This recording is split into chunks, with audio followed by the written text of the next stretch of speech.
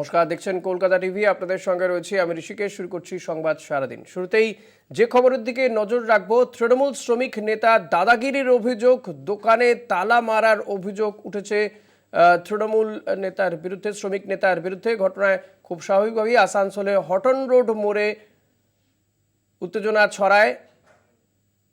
ঘটনার সরব হন বিজেপি নেত্রী অগ্নিমিত্রা পাল।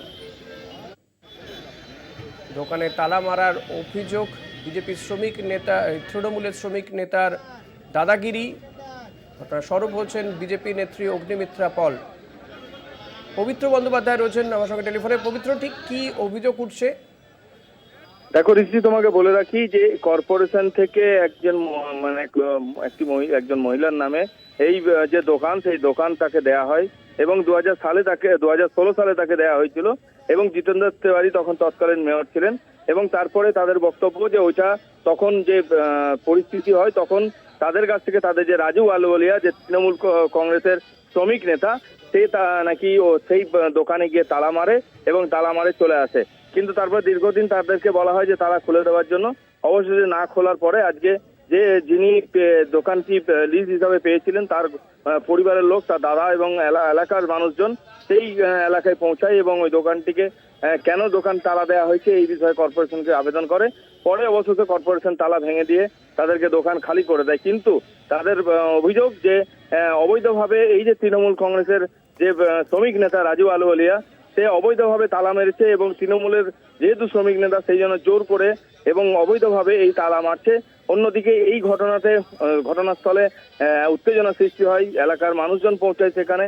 পাশাপাশি এই ঘটনাকে তীব্র কটাক্ষ করে আসানসোলের যে দক্ষিণের বিধায়ক অগ্নিমিত্রা পাল, যে তিনি বলেন যে এটাই তৃণমূলের কালচার এবং তৃণমূল এইভাবেই সব জমি দখল করছে, নদী দখল করছে, বালি দখল করছে, এটাই তৃণমূলের কালচার হয়ে আসছে।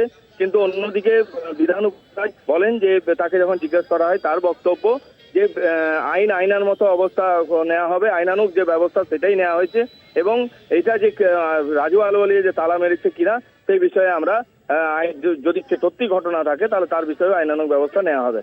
ঋষি, এখনো পর্যন্ত পুলিশ কি কোনো ব্যবস্থা নিয়েছে? পুলিশের কাছে কি কোনো অভিযোগ জানানো হয়েছে এই বিষয় নিয়ে? দেখো ঋষি, তোমাকে আমি বলি যে পুলিশের কাছে কর্পোরেশন থেকে নিশ্চয়ই অভিযোগ জানাবে, কিন্তু এখনো পর্যন্ত জানানো হয়নি। তাদের বক্তব্য তারা যে খতিয়ে দেখছে, কিন্তু যেহেতু এটা অনেক দিনের আগেকার ঘটনা, সেটা তালা বন্ধ ছিল। কিছুদিন আগে তারা তালা খুলে নতুন তাদের ব্যবসা করার জন্য দোকান খুলতে যায়, তখনই এই ঝামেলার সৃষ্টি হয়। এবং কর্পোরেশনের যে মেয়র, তার বিধান উপাধ্যায়ের বক্তব্য যে আমরা লিজ দিয়েছি এবং তাদের বক্তব্য যে আমরা টাকা দিয়েছি এবং লিজের এই যে মাসের যে ফিজ, সেই মান্থলি ফিজ আমরা দিয়েছি। কিন্তু কেন এটা করেছে, যদিও ভার্বেলি এখনো অবধি মেয়র বিধান উপাধ্যায় যে আসানসোলের দক্ষিণ থানা তাকে জানিয়েছে। ঋষি, ধন্যবাদ পবিত্র। কথা বলছিলাম প্রতিনিধি পবিত্র বন্দ্যোপাধ্যায়ের সঙ্গে।